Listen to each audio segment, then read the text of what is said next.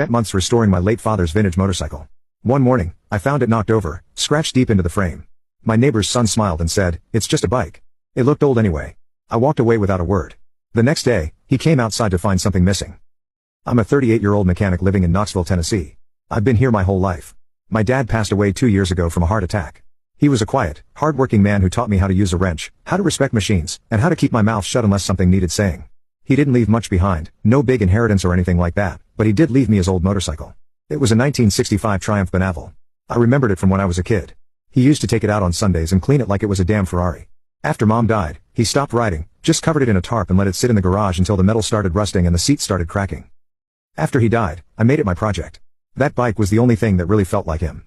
I cleared out my garage, built a workbench, and started restoring it piece by piece. I worked long shifts at the shop during the day, then came home and spent my nights fixing that bike. I stripped the whole thing down, ordered parts online, sanded down every inch of rust, and painted it myself in that same deep British racing green it had when it was new. It took 6 months. It wasn't just a bike anymore, it was my way of grieving and healing. I finished it in October. It looked perfect and ran better than it ever had. I parked it in my driveway. Every now and then, when the weather was good, sometimes I just sat on the porch and looked at it, thinking about all those rides Dad used to take. It made me feel close to him again. Then one morning, I opened the door, coffee in hand, and saw it lying on its side. The kickstand was snapped. The gas tank had 2 deep scratches running right across the Triumph logo. The handlebar grip was half torn off. The mirror was hanging by a thread, swinging in the wind. I didn't say a word. I just stood there, staring at it, feeling my chest tighten. That's when I heard laughing. I turned my head and saw Ethan, my neighbor's teenage son, sitting on their porch, bouncing a tennis ball off the wall like a little smartass. He smirked and said, "It's just a bike." It looked old anyway.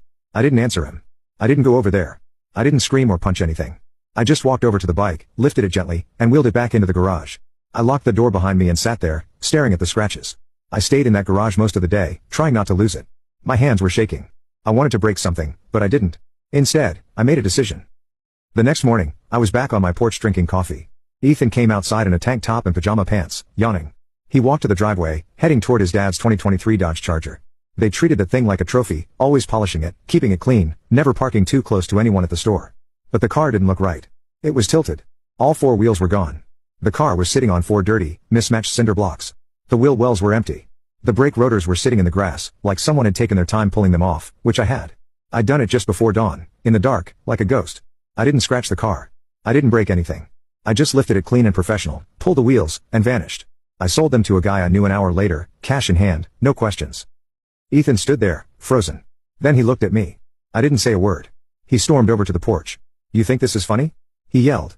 I just looked at him and said, "It's just a car. Looked new anyway." He looked like he wanted to hit me, but he didn't. That night, his dad